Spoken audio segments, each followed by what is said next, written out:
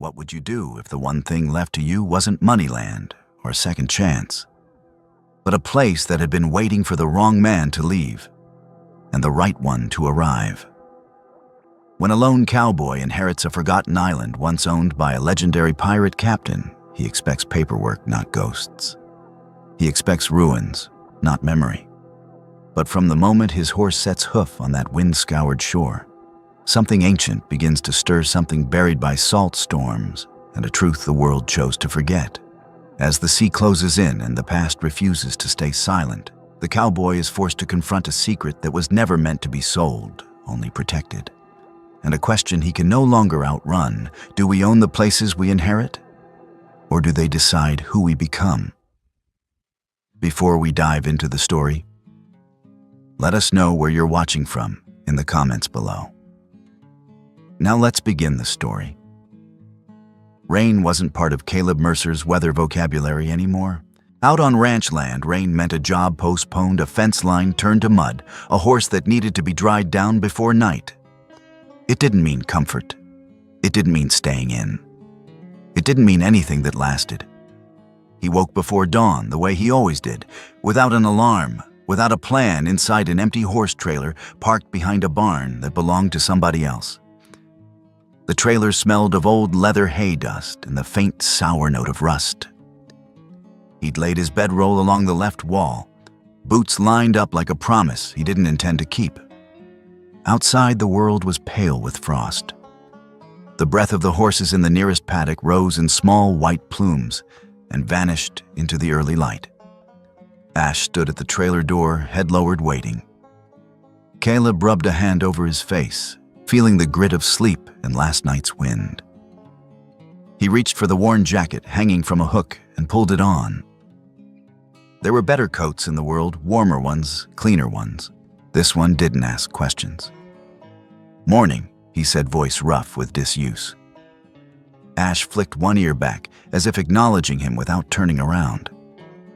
Caleb stepped down onto cold gravel and walked across the yard, moving with the efficiency of a man who'd done the same motions in 100 places. Water bucket, feed, check hooves. Walk the fence line, listening for the quiet snap that meant a board had come loose. The work was simple on purpose. Simple was the only thing that didn't follow him when he left. The rancher he was working for this week, name of Bill or Ben or something that started with a B, had paid cash and asked for very little. That was the kind of deal Caleb took. The kind that let him disappear again before anyone could decide they wanted him around. He opened the gate and led Ash into the main pasture.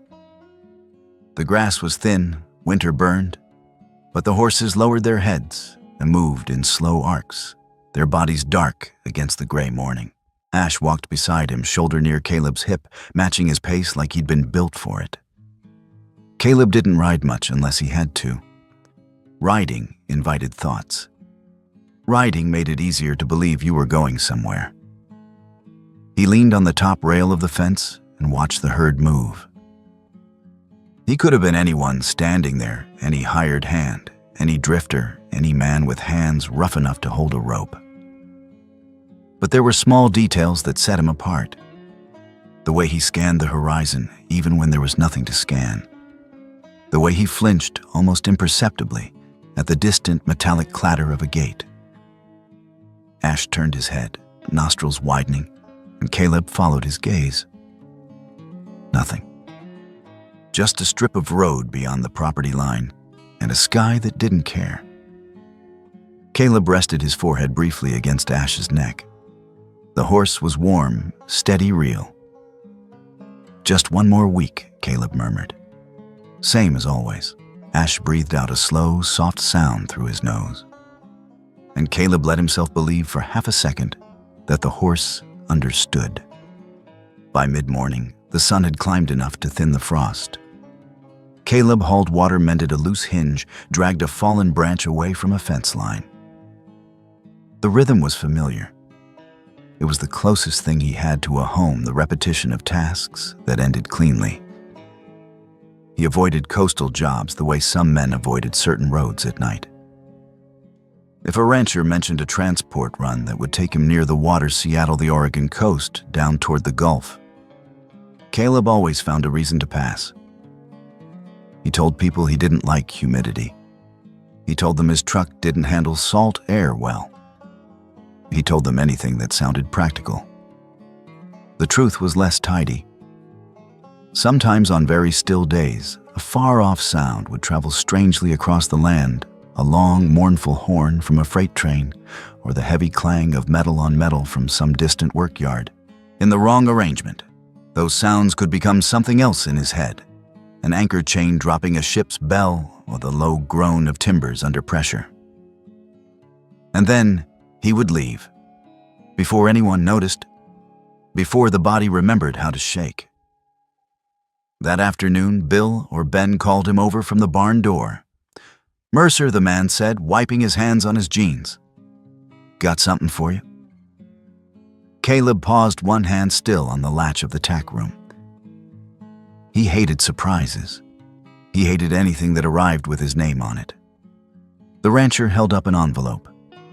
It was thick, cream-colored, too clean for a place that smelled like hay and manure. The handwriting was neat and old-fashioned, as if the person who'd written it believed penmanship could prevent mistakes. "This came in with the rest," the rancher said. "Figured it was yours." Caleb didn't take it right away. He looked at it the way you look at a snake in tall grass, trying to decide whether it was real or a trick of light. The envelope had a faint scent to it. Paper, yes. But also something else, wax maybe, and dust. A preserved smell. A smell that belonged to a drawer no one opened. Ash stepped forward and lowered his head to the envelope. Caleb watched wary as the horse's nostrils flared. Ash didn't just sniff and move on. He stayed. His ears stood upright and his body went still in a way that had nothing to do with curiosity. Caleb's stomach tightened. "What is it?" he muttered more to Ash than anyone else. "It's just paper." Ash didn't budge. He stood so close that the rancher had to hold the envelope higher. "You want it or not?" the rancher asked, half amused. Caleb took it. The paper was surprisingly heavy in his hand, like it contained more than words. He walked away from the barn back toward the trailer and sat on the edge of the ramp. Ash followed and stood in front of him, blocking the exit, as if insisting this was something that needed doing now. Caleb stared at the sealed flap. A small imprint of wax held it shut. He slid a thumb under the edge and broke it. Inside was an official letter on heavy stationery. The header named a law office in a coastal town he didn't recognize. The language was formal and cold in that way. Legal language is when it needs to be both polite and undeniable. "We are writing to inform you of an inheritance pertaining to the estate of Captain Elias Crow, deceased. The property in question consists of an island parcel known locally as Crow's Reach and its remaining structures. You have been identified as the legal heir through a documented chain of custody and kinship." Caleb read it once, then again. The words didn't soften. Captain Elias Crow. He had never heard the name before. But the word captain struck him like a wrong note in a song. It wasn't just that it didn't fit him. It didn't fit the life he'd built, the land he'd chosen, the inland air he'd clung to like a rule. Island. That word landed harder. Caleb folded the letter with more force than necessary, as if he could crease the meaning out of it. "No," he said softly. Ash remained in place, eyes dark and steady, watching him. Caleb felt the absurd urge to argue with a horse. "It's a mistake," he told Ash. "Has to be." Ash's ears tipped forward again, and Caleb realized the horse wasn't asking for reassurance. He was waiting. The letter included a number. Caleb stared at it for a long time, then pulled out his phone and dialed before he could change his mind. The call went through after 2 rings. Thomas Reed and Associates, a man's voice said, calm and unhurried. "How may I help you?" Caleb swallowed. "I got a letter," he said. "Says you're writing about an inheritance. Captain Elias Crow." There was a brief pause on the other end, not surprise, but the quiet shift of a man pulling a file closer. "I understand this comes as a surprise," Mr. Mercer Reed said. "It usually does." "I'm not your man," Caleb said. "I don't know who that is." "You've never met Captain Crow," Reed replied, as if that were a simple fact, not a fault. "But the connection isn't through acquaintance. It's through documentation. A chain of ownership, and more unusually, through an animal line." Caleb's grip tightened on the phone. "What does that mean?" Reed's tone remained steady. "Many years ago, Captain Crow rescued a horse in a storm off the coast. The animal was brought inland after the incident. Records indicate it was transferred into private care and later bred. Your horse, Ash, is a direct descendant. The legal connection comes through a caretaker who was documented as the horse's handler and next of kin, and that line eventually leads to you." Caleb stared at Ash, whose head was lowered now, as if listening. "You're telling me a dead pirate?" Caleb couldn't get the word out without it sounding ridiculous. "Left me an island because of a horse." Reed didn't correct the pirate part. "Captain Crow left instructions," he said. "The property cannot be sold, transferred, or formally declined without a personal inspection and signature by the named heir. It's a legal requirement tied to the estate." Caleb closed his eyes. He could feel the trailer floor under him, the familiar smell of hay. He didn't want the ocean in his mind. He didn't want the strange pull in his chest that came with it. "What if I don't go?" he asked. "Then it remains in limbo," Reed said. "The taxes are currently covered by a small account set aside by the captain, but those funds aren't infinite. Eventually, the county will intervene, and Mr. Mercer, there are already interests in that area." "Interests," Caleb repeated flatly. "Development," Reed clarified. "Investors. They've been watching that property for years." Captain Crow refused to sell. The only thing that kept it untouched was his stubbornness and the legal mess around his estate. Caleb looked at Ash again. The horse's posture hadn't changed, but there was a tension in him that wasn't fear. It was focus, like a compass needle refusing to be moved. Caleb felt something in himself give way, not in surrender, but in the tired recognition that avoiding something doesn't stop it from existing. "I'll come," he said. The words tasted like salt, even though he was still surrounded by dust. "But I'm not staying." "Of course," Reed said with a politeness that didn't argue. "I'll email you the address and details for Harbor Point. When you arrive, ask for Evan Brooks at the marina. He'll help arrange transport." Caleb ended the call and sat there for a moment with the letter in his lap. Ash stepped closer and breathed out warm air against Caleb's face. Caleb exhaled slowly, then stood. He didn't have much to pack. He never did. A change of clothes, a knife, a small first aid kit, a battered notebook he hadn't written in for months. He didn't tell the rancher goodbye. He simply paid what he owed for feed and left before anyone could ask where he was going. Ash loaded into the trailer without hesitation. Caleb pulled onto the road and drove north and west toward the coast, with the letter folded on the passenger seat, like something alive. The farther he drove, the more the air changed. Dry land gave way to damp and then to the faint edge of salt. The sky widened. The wind carried a coldness that felt older than weather. At a roadside gas station, a metal sign clanged against its pole in the wind, and Caleb's hands tightened on the steering wheel so hard his knuckles whitened. The sound became for a fraction of a second, a chain dropping into water. He forced himself to breathe. He forced his eyes forward. Ash stood calm behind him, and Caleb felt an irrational gratitude for that steadiness. A horse could be afraid of storms and still stand when a man couldn't. He decided to leave. But what awaits him on the other side? Is it just an island and an old name? or a truth that will never be revealed? Let us know your thoughts, and don't forget to subscribe before we dive into the most exciting part of the story. By the time Harbor Point came into view, the light was already fading. The town sat hunched around its harbor like it had grown there out of necessity. Weathered buildings, narrow streets, nets piled in corners. Boats rocked in their slips, their hulls tapping softly against the dock. Everything smelled of fish oil and seaweed left to dry. Caleb parked near the marina and stepped out. The cold was sharper here, the kind that worked into your bones slowly. He could taste the ocean on it. Ash stamped once in the trailer, a single impatient knock that sounded like a question. "I know," Caleb said under his breath. "We're here."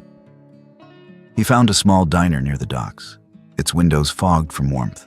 Inside, the air smelled of coffee and fried potatoes and wet wool. A few men sat at the counter, shoulders hunched, talking in low voices. Caleb took a booth in the back, ordered coffee he didn't want, and kept his eyes on the harbor through the glass. He didn't mean to listen, but in towns like this, stories move the way wind did. You felt them, whether you wanted to or not. A woman near the counter said, "Crow's Reach." "I thought nobody owned that anymore." A man snorted. "Crow owned it, and Crow didn't." Another voice, older, more certain, he didn't take what screamed, only what stayed quiet. The phrase landed like a stone. Caleb's hand paused around his cup. He waited, pretending not to care, and when the woman asked, "You mean he wasn't like the others?" the older man answered without looking up. "Crow wasn't feared because he was cruel," he said. "He was feared because he remembered everything." Caleb stared at the coffee's surface, where the diner's dim lights shimmered. The man continued, voice dropping. "Plenty of folks tried to buy that rock, tried to turn it into a story. But Crow wouldn't sell, not for any price.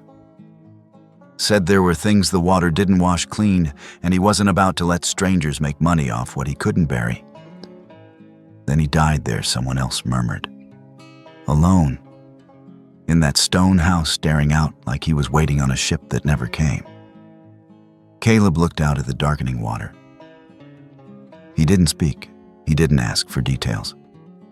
The less he asked, the less anyone could pull him into their version of things. Still, he couldn't stop the question that settled into him like a quiet ache. What did Captain Elias Crow keep if it wasn't gold? After dark, Caleb found Evan Brooks at the marina office, a young man with tired eyes and a practical kind of patience. Evan looked at the letter, then at Caleb, then back at the letter, as if he'd been expecting someone like this, but hadn't believed it until now. "You Mercer?" Evan asked. Caleb nodded. Evan glanced at the trailer. "And that's Ash." Caleb's head lifted sharply. "How do you know?" Evan shrugged. "Mr. Reed called ahead, said there'd be a horse, said it mattered." Caleb didn't like that. He didn't like the idea that anyone else's hands were on this story. "We go in the morning," Evan said. "Weather's decent. Tide's right." Caleb slept that night in his trailer near the marina. The ocean was close enough that he could hear it moving in the dark, an endless, quiet pressure. He lay on his back and stared at the ceiling, listening to waves slap gently against pilings, and tried not to let the sound become memory. Ash shifted once, a soft scrape of hoof, and then settled. The horse didn't fear the sea the way Caleb did. Or maybe he feared it and didn't run anyway. Before dawn, Caleb walked down to the dock and stood with his hands in his pockets while the sky lightened. The water was unusually calm, almost flat like a sheet of hammered metal. Evan arrived with a small boat, not pretty, not new, but sturdy enough. He didn't talk much. He didn't need to. The sea demanded a certain kind of silence. Ash loaded onto the boat with care hooves placed like deliberate decisions. Caleb watched him, surprised by the horse's steadiness. If Ash was uneasy, he hid it well.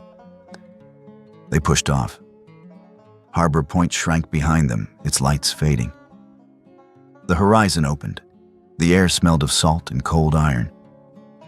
Caleb sat near Ash, one hand resting lightly on the horse's neck. The boat cut through the water with barely a sound. "This is Crow's Reach," Evan said after a long stretch. He pointed ahead. At first, Caleb saw only a darker shape on the water. Then it became clearer, a low island of stone in a windswept scrub rising from the sea, like a thought you couldn't shake. No trees, no gentle beach, just rock raked by waves and a few stubborn grasses that survived out of spite. As they approached, Caleb felt something tighten in him. Not fear exactly, something older. A sense of stepping into a place that had been waiting without hurry. They tied off at a rough dock, half-rotted its boards slick with spray. Caleb stepped onto it and felt it shift beneath his boots. Ash followed, ears forward, gaze fixed on the island's interior. Evan stayed close to the boat. "I'll give you a few hours," he said. "If you want overnight, you'll need to tell me now.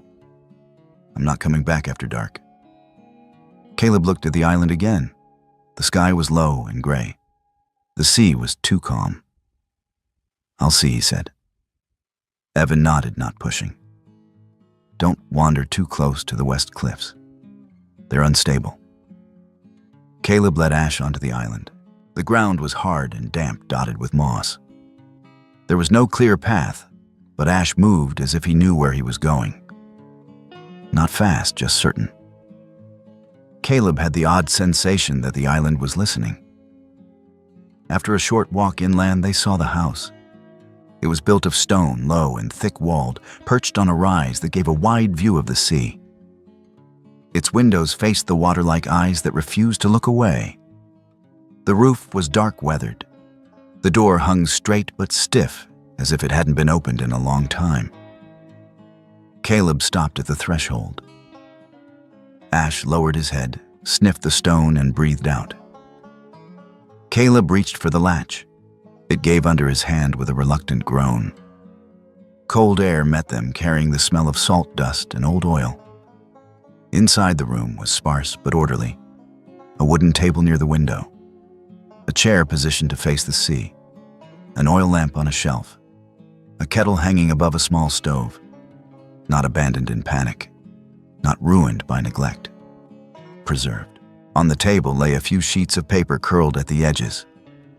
Caleb picked one up carefully, handwriting tight and precise. Weather calm, tide low, ship sighted none. He flipped to the next. Another date, another short entry. This wasn't the romantic scrawl of a legend. It was the daily record of a man who had trained himself to stay. Ash did not come inside. He stood at the door, half in shadow, half in the gray daylight, and refused to cross the threshold. Caleb looked at him. "You don't trust it either, huh?" he said quietly. Ash flicked an ear. Stayed. Caleb walked through the house slowly. There was no treasure, no ornate chest, no relics on display. Just the bones of a life. Tools hung on a pegboard, a coil of rope, a rusted compass on a shelf. He found a small box beneath the table, with more papers, journals torn from binding pages, missing words interrupted. The entries were similar tides, storms, names of ships. Sometimes a line that didn't fit with the rest. Didn't take them. Truth stays. Caleb read those words twice, then set the page down like it was hot. Outside, the sky dimmed further. The ocean remained calm, but the air had a weight to it. The kind of pressure that came before something broke. Caleb stepped back out and looked toward the west side of the island where the cliffs dropped sharply into the water. Ash turned his head in that direction too. "You know something?" Caleb murmured. Ash didn't answer, of course. He just stood there as if waiting for Caleb to catch up. Caleb made a decision without naming it. He told Evan he'd stay the night. Evan frowned. "Weather's shifting," he warned. "I'll be fine," Caleb said. "I've slept in worse." Evan looked at Ash, then back at Caleb. "Your call." When the boat left, the island went quiet in a way that felt complete. No engines, no distant voices, just the low hush of water around Stone. Caleb lit the oil lamp inside the watch house. The flame threw soft, uneven light over the walls. He ate from a tin of beans and listened to the wind work at the seams of the building. Ash remained outside, standing near the door, like a silent guardian who refused to swear allegiance to Stone. That night, Caleb slept poorly. He woke repeatedly, not from noise, but from the feeling of being held inside a place that wasn't his. Each time he woke, he heard the sea in the distance, steady, patient. In the early hours, the wind changed. It slid along the house like a hand. Caleb sat up and listened. The air smelled sharper now. Not just salt, something like wet metal. Outside, Ash stamped once, then again, not in panic, but in insistence. Caleb pulled on his boots and stepped out into darkness. The sky was smeared with cloud, and the horizon had disappeared. The sea, invisible in the dark, sounded closer. Ash moved away from the door, head lifted, ears forward, body tense. What is it, Caleb asked, though? He already felt the answer in his bones. The first gust hit like a shove. By morning, the storm had arrived fully. It came fast, violent, and without ceremony. The wind howled over the island, tearing spray off the sea and flinging it like needles. Waves struck the cliffs with a force that made the ground tremble. Caleb tried to keep Ash close, but the horse moved with a strange urgency, circling, pausing, looking west, then vanishing into sheets of rain before Caleb could stop him. Ash, Caleb shouted. The wind took the sound and broke it apart. Stay where you are. He ran, boots slipping on wet rock, heart hammering. The world narrowed to gray water and blurred stone. He couldn't see far. He couldn't hear much beyond the roar. A cracking sound split the air. Caleb looked up in time to see a section of cliff collapse. Stone sheared away and fell into the sea like a building being demolished. The wave that followed surged higher than the rest, white and furious. Caleb's foot slid. His hand grabbed at wet rock and found nothing. For one sharp second, he understood how easy it was to vanish here. Then Ash appeared, close, solid eyes, bright with something fierce. The horse did not run toward Caleb. He turned his head, stepped away, and looked back as if saying, "Follow." Caleb didn't think. He moved. He ran after Ash through rain so thick it felt like pushing through cloth. "All right," he gasped. "I'm with you." Ash led him to a narrow cut between two large boulders, a hollow sheltered from the worst of the wind. Inside, the roar softened to a deep, constant thunder. Caleb pressed his back to the stone and sucked in air. Ash stood partly in the opening body, angled so his broad chest took the brunt of the spray. The horse shook, but he didn't move away. "You knew," Caleb whispered, half accusation, half awe. Ash's ears flicked. He stood. He endured. The storm battered the island for hours. Caleb stayed in the hollow with Ash, watching the gray blur of the world and feeling the helplessness of being small against sea and stone. For the first time in a long time, he wasn't moving. He wasn't leaving. He was simply staying because leaving wasn't possible. When the wind finally loosened its grip, it felt less like victory than like exhaustion. The rain thinned, the clouds lifted a fraction. The sea remained wild, but its anger had steadied into a heavy rolling breath. Caleb climbed out of the hollow and looked toward the west cliffs. The storm had changed the island. Where solid stone had been, there were now raw fractures, fresh lines like wounds. A portion of the cliff face had broken away, exposing darker rock beneath. The island looked as if time itself had been split open. Ash moved immediately, walking with purpose along the new break. Caleb followed, cautious heart still thudding. The tide was lower now than Caleb had seen it since arriving. The storm had pulled water away from the shore, revealing rock shelves and crevices usually hidden. Ash stopped near a narrow seam in the stone, an opening that hadn't been there before, or if it had, It had been sealed by rubble. Now wet and raw, it gaped like a mouth. The smell hit Caleb before he even bent down. Salt, yes, but also iron. Rust, old metal. "This isn't just the sea," Caleb said softly. Ash lowered his head, nostrils flaring, and exhaled into the opening, as if greeting it. Caleb knelt and moved stones aside. The rubble shifted more easily than it should have, as if the storm had loosened it on purpose. Behind the stones, the opening widened into a low tunnel. Ash stepped forward, then stopped at the threshold. He did not go in. He simply stood there, head turned slightly toward Caleb, waiting. Caleb stared at him. "You're not coming," he said. Ash blinked. Caleb swallowed. He pulled out his flashlight, clicked it on, and aimed it into the dark. The beam caught wet stone, a downward slope, and the faint glimmer of something metallic deeper inside. He took a slow breath and went in. The passage was narrow and low. He had to hunch shoulders, scraping rock. Water dripped from the ceiling. The air was cold and damp, thick with salt and the sharp tang of iron. The flashlight beam wobbled as Caleb moved, revealing walls that weren't naturally formed. There were straight lines here, edges shaped by tools.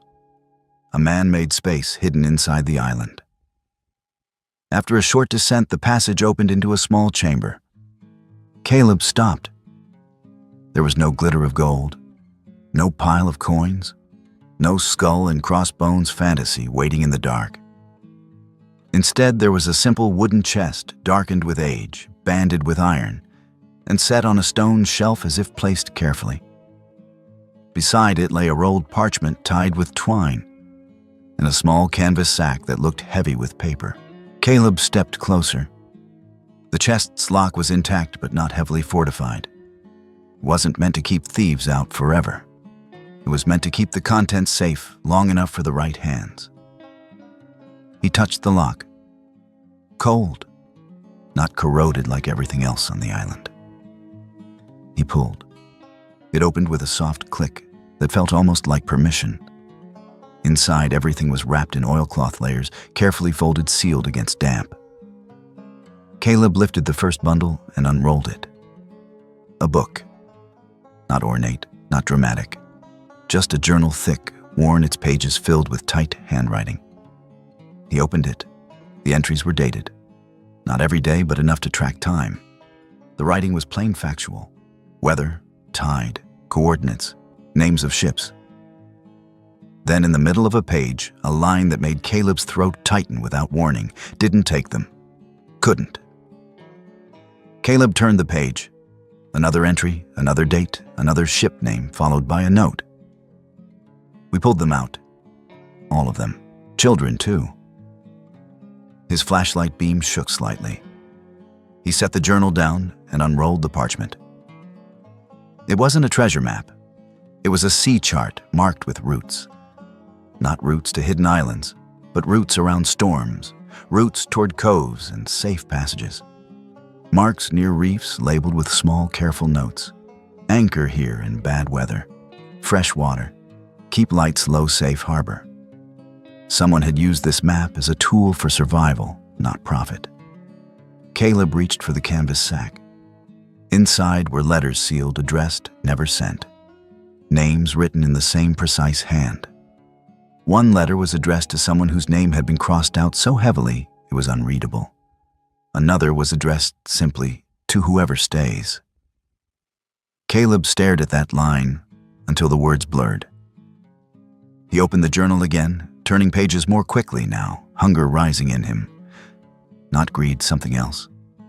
The need to understand. The further he read, the more the shape of Captain Elias Crow emerged. He wasn't a myth.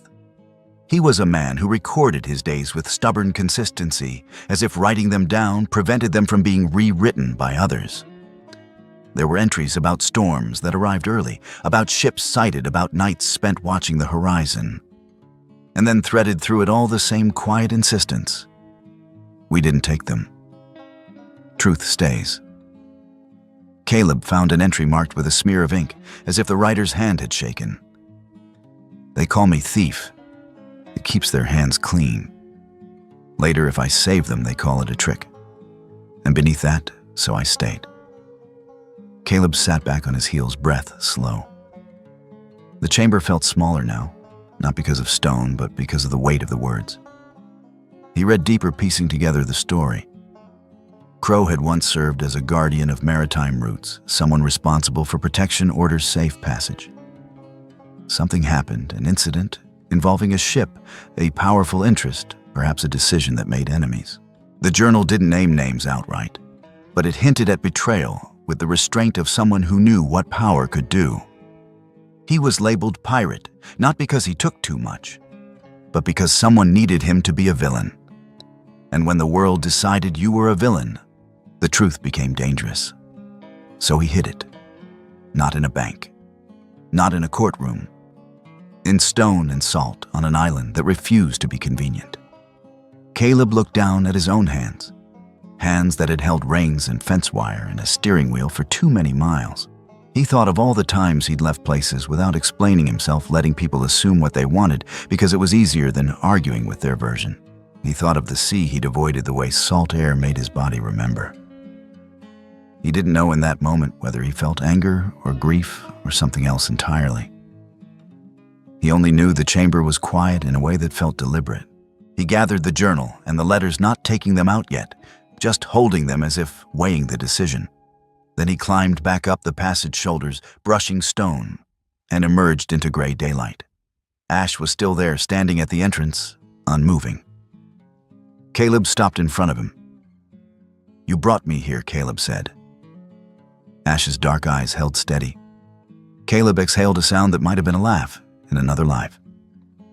"You knew," he repeated softer now, "all this time." Ash turned his head away from the opening. Not dramatically, not with ceremony, simply as if the task was complete. Caleb closed the opening with the stones again, not sealing it fully, but enough to protect it from casual discovery. He led Ash back toward the watch house in silence. That night, the storm's aftertaste still hung in the air.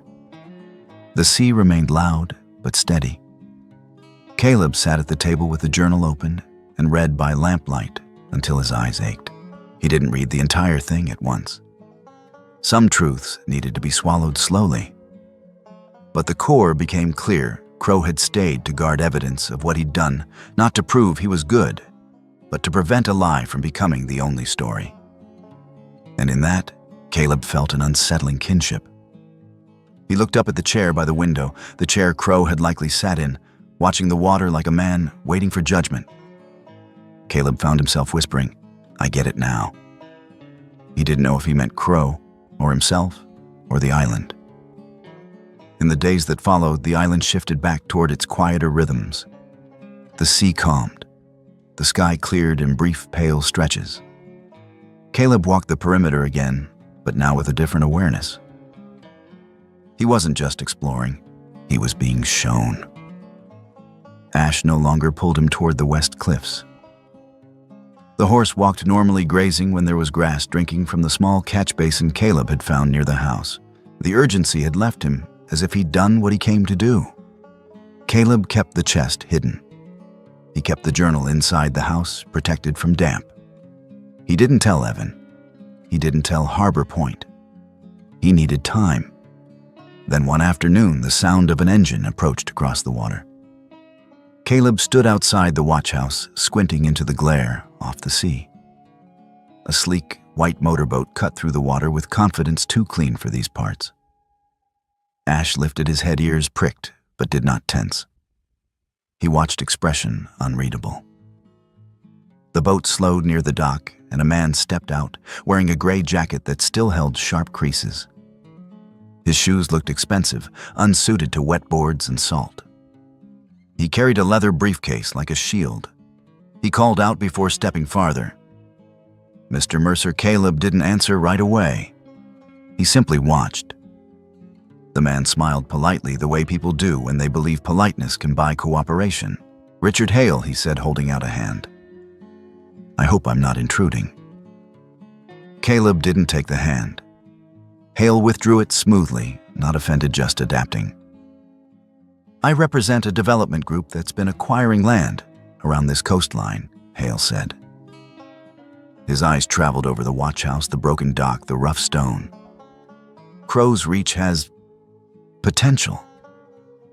Caleb's jaw tightened. Potential for what? Hale chuckled lightly. "For becoming something people can access, experience, history. There's a growing market for authentic coastal retreats, heritage sites, curated stories. People pay good money to touch the past." Caleb's gaze stayed on Hale's face. "Touch it," he echoed. Hale's smile didn't falter. "Of course," respectfully. "We'd preserve the structure, restore it, make it safe. Add a small visitor lodge, interpretive signage, guided tours. The pirate captain's last stand, something along those lines." He said it as if naming a product, not a human life. Ash took one step closer to Caleb. Not aggressive, just present. Hale noticed the movement and glanced at the horse, then back to Caleb. "Must be difficult living out here with only an animal for company," he said, tone sympathetic in a manufactured way. "Think of what you could do with the money. A proper ranch inland, stable income, security." Caleb listened without interrupting. The wind moved over the island, carrying the scent of the sea. Somewhere above, a gull cried a thin, sharp sound that felt like laughter without joy. Hale leaned slightly forward, sensing he had room. "People don't come for truth, Mr. Mercer," he said gently. "They come for a story they can recognize." Caleb felt the words land with a clean bluntness. He thought of the journal in the watch house, of Crow's tight handwriting, of the stubborn refusal to let the world write over what happened. He met Hale's eyes. "You want to sell a version?" he said. Hale spread his hands. "We want to keep the place from rotting away. It's a win for everyone. You walk away, compensated, the public gains access, and Crow's legend, whatever it is, gets preserved." Caleb's voice stayed quiet. "Legend isn't the same as memory." Hale's smile tightened slightly. "Memory doesn't pay taxes." Caleb looked out at the water. The sea was calm today, innocent looking, as if it hadn't tried to kill him days earlier. That was the ocean's cruelty. It didn't wear its danger on the surface. He turned back. "Some places don't survive being explained," Caleb said. Hale blinked. "Excuse me." Caleb didn't raise his voice. He didn't posture. "You can't buy what the island keeps," he said, "and you can't sell what you don't understand." Hale's expression hardened a fraction. "I understand this is new to you, but you have to consider practicality. Winter will be brutal. Maintenance, supplies, isolation. What happens when the weather turns and no one's watching?" Caleb felt Ash's warm breath near his shoulder. The horse stood steady, unbothered. Caleb answered honestly. "Then I'll deal with it," he said. Hale studied him. For the first time, his politeness slipped enough to show impatience beneath. "We can make a generous offer," he said. "Enough to set you up for life." Caleb thought of all the times he'd moved on because it was easier than staying. All the times he'd let people assume whatever kept them comfortable. He thought of Crow riding in the dark, knowing the truth might never matter. Caleb shook his head once. "No." Hale's jaw tightened. "You're making a mistake." Caleb didn't argue. He only said, "I'm making a choice." For a long moment, Hale stood very still, as if recalibrating. Then he nodded stiffly. "If you change your mind, you know how to reach me." He walked back to his boat, stepping carefully on the slick boards, and left without looking back. When the engine faded, the island's silence returned. It felt deeper now, as if the place itself had exhaled. Caleb remained where he was for a while, watching the water settle. Ash lowered his head and grazed at a small patch of grass, calm as if the interruption had been nothing. That evening, Caleb made a decision he'd been circling since he opened the chest. He wasn't going to let Hale or anyone turn Crow's life into a theme. But he also wasn't going to let Crow's truth die in stone. He took the journal and carefully copied sections by hand into his notebook, dates, coordinates, the entries that mattered. He copied the map markings. He copied the letter addressed to whoever stays word for word with the same restraint Crow had used. Then, when his notes were complete, he sealed the copied pages in an envelope and addressed it to a maritime museum in the nearest city. Not a tabloid, not a tourist board. An institution that would treat the material as history, not entertainment. He kept the original journal and letters on the island, returned to the chest, wrapped again in oilcloth. He carried the chest back down the salt passage and placed it exactly where he'd found it. He closed the stones over the entrance with care, leaving no obvious sign. When he emerged, Ash was waiting. The horse didn't look toward the passage at all. He simply stood, ears relaxed, body loose. Caleb touched Ash's neck. "It's done," he said softly. The next weeks moved like slow water.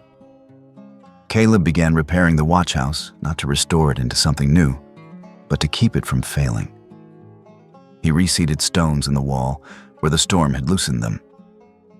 He patched the roof with scavenged boards from the old dock. He cleaned the windows so the sea could be seen clearly again. He worked when the weather allowed. He rested when it didn't. He stopped measuring time by departure. Ash moved with the ease of a horse that had returned to the most basic truth: eat, drink, stand, sleep, follow the sun. Birds came back. Not in flocks at first, just one, then two, then more. Gulls circled and cried. At dusk, Caleb sometimes saw a dark shape far out on the water, maybe a whale, maybe just a trick of light. He didn't chase it. He let it be. The island softened around him, not in temperature, but in presence. One night, Caleb sat in Crow's chair by the window oil lamp, low, and wrote in his notebook. He wrote the date, the tide, the wind direction, the repair he'd finished that day. He didn't write to impress anyone. He wrote the way you stack firewood one piece at a time, building something that might last. He found himself writing a line he hadn't intended stayed. He stared at it for a long time, then didn't cross it out. In the mornings, he walked the shore with Ash, letting the horse pick his own pace. The west cliffs remained scarred from the storm, raw edges bright against dark stone. Caleb didn't go down to the salt passage. Neither did Ash. The secret had moved into a quieter category, no longer a discovery, but a responsibility. One cold day, a small package arrived on the next supply run Evan brought. It was a letter from the Maritime Museum, brief but formal. They confirmed receipt. They expressed interest. They asked for a follow-up interview, more documentation, permission to send an archivist. Caleb read it twice, then folded it and set it beside the lamp. He didn't answer right away. He wasn't sure yet how much of Crow's truth belonged to the world. But he knew it didn't belong to Richard Hale.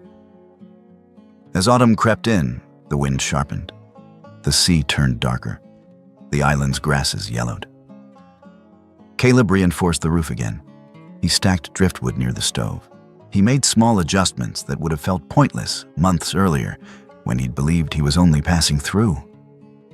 At night, when the wind pressed against the watch house, Caleb would wake and listen, not in fear, but in attentiveness. The island's noises were becoming familiar. The sea had different moods, different tones. He learned to recognize them the way you learn the voice of someone you live with. One morning, the sky was clear in a rare pale way, washed clean after a night of wind. The ocean lay smooth, almost glassy, reflecting weak sunlight, like a mirror that didn't want to reveal too much. Caleb stepped outside with a mug of coffee and stood on the threshold. Ash was already there, looking out at the horizon. Caleb followed the horse's gaze. There was nothing dramatic to see, no ship rising from fog, no sign from the past. Just water meeting sky, endless and ordinary, and quietly vast. Caleb realized with a kind of surprise that felt like relief that he wasn't waiting for anything. He wasn't waiting to leave. He wasn't waiting for the story to finish. He was simply there in the middle of the day with a horse and a house and a piece of land that had once been held by a man who refused to let truth be sold. Caleb stepped closer to Ash and rested his hand on the horse's shoulder. "I didn't inherit you," he said quietly. Not sure who he was speaking to, Ash Crow or the island itself. "I just ended up with you." Ash shifted his weight, calm, present. The horse lowered his head and tapped a hoof once against stone, an ordinary sound, a small punctuation. The island answered with silence, deep and steady, not empty. And in that silence, Caleb understood the difference between ownership and belonging. He hadn't come to claim anything. He had come because the island, through storms, through salt, through a horse's stubborn memory, had made space for him to stay. Caleb stayed where he was a while longer, long enough for the quiet to stop feeling like a pause and start feeling like a condition. The kind you adapted to, not the kind you waited out. The island did not ask him to be anything. It did not reward him for staying. It did not soften its edges or promise gentler weather. It simply continued stone holding against water wind, moving where it always had. That he realized was the difference between mercy and indifference. Mercy wanted something back. Indifference let you decide who you were, without interference. He thought about the museum letter again, not with urgency now, but with distance. There would be conversations eventually, careful ones, words chosen like tools, not offerings. He would decide what could be carried away and what needed to remain anchored here, untranslatable, except by standing in the same wind, smelling the same salt, listening long enough for the island to answer in its own time. Crow had stayed to keep a truth from being rewritten. Caleb understood now that staying wasn't a single act, it was a practice. Something you recommitted to every morning you woke up and chose not to leave just because leaving was easier. He wondered how many men before him had passed this place without seeing it. How many had looked at the rock and thought only of shelter or danger or profit. How few had thought of it as a witness. Ash shifted beside him, hooves scraping softly against stone. Caleb glanced down and smiled despite himself. "Yeah," he murmured. "I know." The horizon remained empty. No ship approached, no sign rose out of the water. The world did not mark the moment. And somehow that felt right. Caleb turned back toward the watch house at last. Not with a sense of returning to something temporary, but with the unremarkable certainty of someone walking toward where they would sleep. Tomorrow would bring weather and work and choices that would not announce themselves as important. He went anyway. Behind him, the watch house held its shape against the wind. The stones were cold, but solid. The chair still faced the sea. The lamp waited on the shelf. The island had once kept a secret long enough for it to reach the right hands. Now it kept something else, the slow, unremarkable continuation of a life that had finally stopped running. Caleb stood there until the coffee cooled. He didn't move, not because he was trapped, but because for the first time in years, he didn't feel the need to go anywhere else. Some secrets aren't meant to be uncovered all at once. They wait, buried beneath salt, silence, and time until someone finally listens. If this story stayed with you, thank you for walking these quiet shores with us to the very end. Let us know your thoughts in the comments, and if you felt the weight of this island, a like and a subscribe. Help us share many more stories like it.